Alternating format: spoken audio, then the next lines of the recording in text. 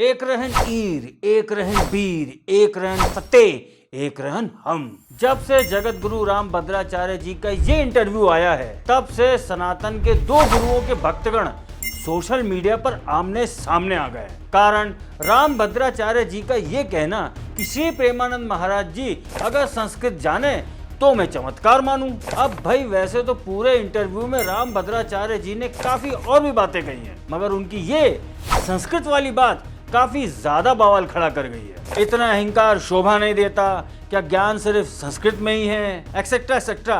ना जाने कितनी ही प्रतिक्रियाएं आ गई। इवन हमारी मीडिया ने तो इस मुद्दे पर इन महाशय से भी रिएक्शन ले लिया और परिणाम ये हुआ कि 24 घंटे के अंदर अंदर राम भद्राचार्य जी को एक वीडियो के माध्यम से अपना पक्ष रखना पड़ा, क्योंकि किसी ने भी एक बार भी गौर नहीं किया कि राम भद्राचार्य जी से आखिर पूछा क्या गया। आपने बिना नयन के लिए सब कुछ आपको दिखाई पड़ता है, आप समझते हैं, पढ़ते हैं, लिखते हैं। इसे कहते हैं सामने वाले का ही नाम लेकर भूमिका बनाना। सोशल मीडिया में कई लोग ऐसे हैं जो वृंदावन आते हैं और यही बातें प्रेमानंद जी के लिए भी कहते हैं कि चमत्कार है ये। इसे कहते हैं सामने वाले की समस्या के सामने दूसरे की समस्या खड़ी करके पैरेलल ड्रॉ करना, और इन दोनों की समस्याओं को सिर्फ चमत्कार का ही नाम देकर अंधविश्वास फैलाना। कोई चमत्कार नहीं। हमारे खान सर ने कहा कि वो तो भगवान का स्वरूप है कि बिना किडनी के भी जीवन चल रहा है और कोई चमत्कार नहीं। ये है खुद का नाम ना आए तो किसी दूसरे के मुंह में बात डालकर सीधा सीधा सामने वाले को दूसरे के सामने छोटा करके दिखाने का प्रयास करना।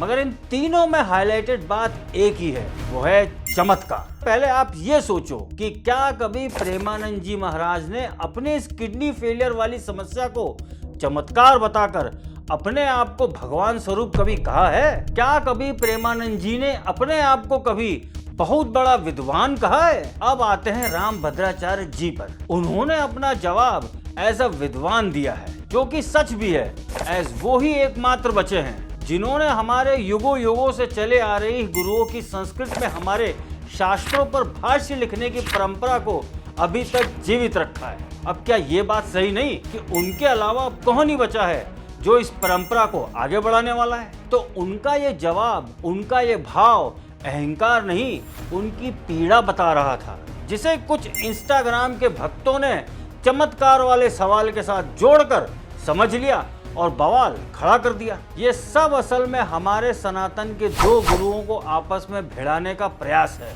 शुभंकर मिश्रा जैसे पत्रकार अपनी टीआरपी के लिए ऐसे कारनामे पहले भी करते आए हैं। जिन गुरुओं से आज सवाल भी उनके अनुरूप नहीं पूछे जा रहे, तो भैया समझ लो कि हिंदू शिक्षा की कमी अब भी बहुत है।